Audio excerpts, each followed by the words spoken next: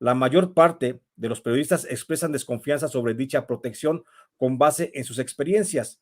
La discusión final plantea la necesidad de mirar lo local para revisar la forma en la que se ofrecen garantías para el periodismo en el país más peligroso del mundo para ejercerlo. Entonces, quiere decir, doctor, a lo que estás planteando en este texto, en este reporte de investigación, que no nada más los periodistas están sometidos a un riesgo físico, pues que pueda tener que ver con su integridad física, sino que también hay condiciones sociales y civiles, aquí establece esto, que no son protegidas, pues, para este gremio. ¿Cómo lo podemos entender eso, mi querido doctor?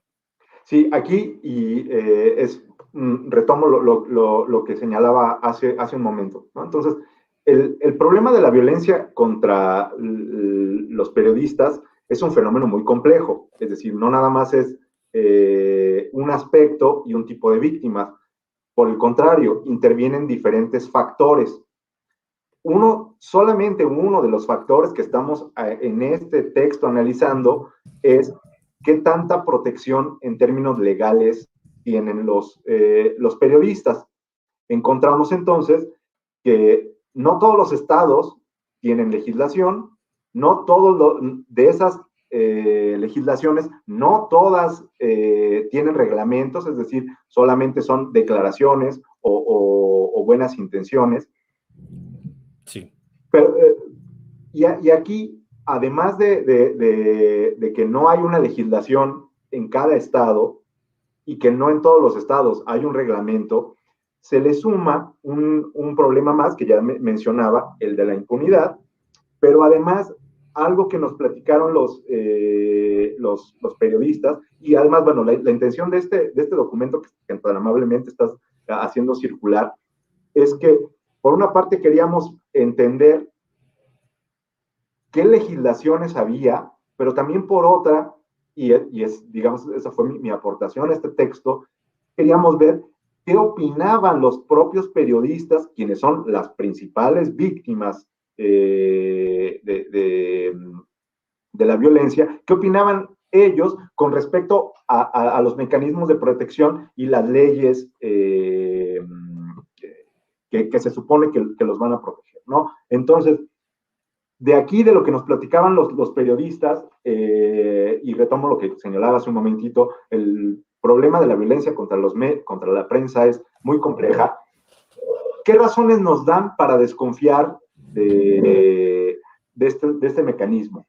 Bueno, en primer lugar, y tú lo señalaste perfectamente en la introducción de esta emisión, muchos periodistas que han sido agredidos y algunos tristemente, como el caso de este colega veracruzano,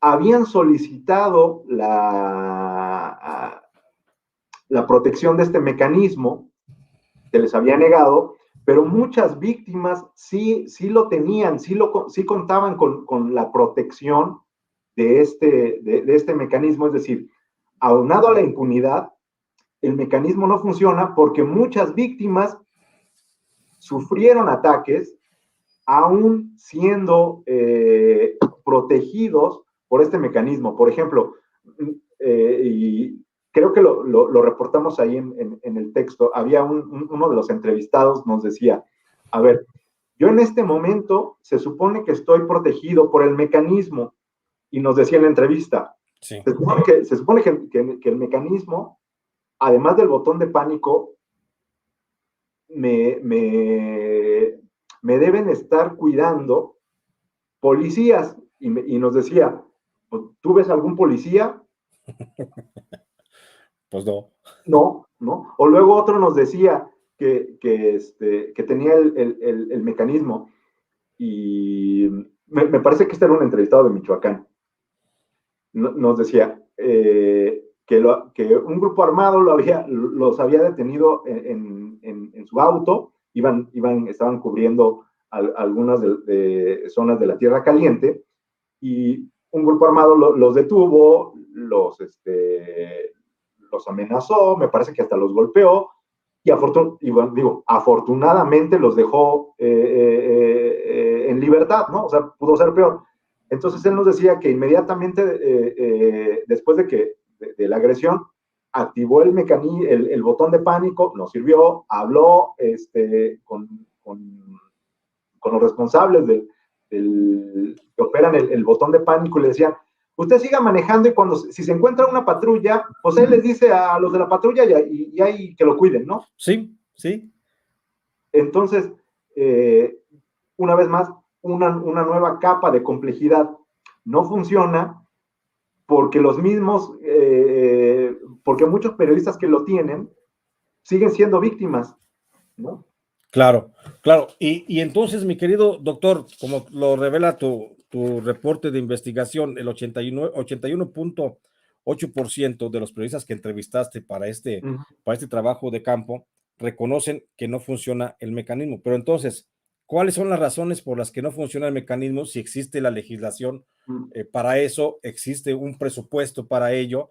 Y entonces, ¿por qué un periodista que está en riesgo, como es el caso de los ejemplos que platicabas, y que también, por supuesto, yo conozco muchos más, únicamente se les dota del famoso botón de pánico, que no es más que ese dispositivo que está justamente ahí en la pantalla, que si está uno en riesgo, la instrucción básica es esa, que nos la dicen cuando nos lo dan. Si estás en riesgo, le aprietas al botoncito amarillo, ahí donde está como un icono de una persona, perdón, al botoncito azul, le aprietas al botoncito azul y ahí te van a responder alguien en forma inmediata. Por supuesto que yo lo he apretado varias veces a ese icono, a ese botoncito azul, y nunca ha habido una respuesta inmediata. Me andan respondiendo como a las 15, 20 minutos o a veces a las horas que lanzo yo la alerta. Después los botoncitos del 1, 2, 3 y 4 que tiene el botón de pánico, pues son para registrar los números particulares de personas de suma confianza, y eso lo dice el mecanismo. Por si no te contestamos, por si no reaccionamos en el botoncito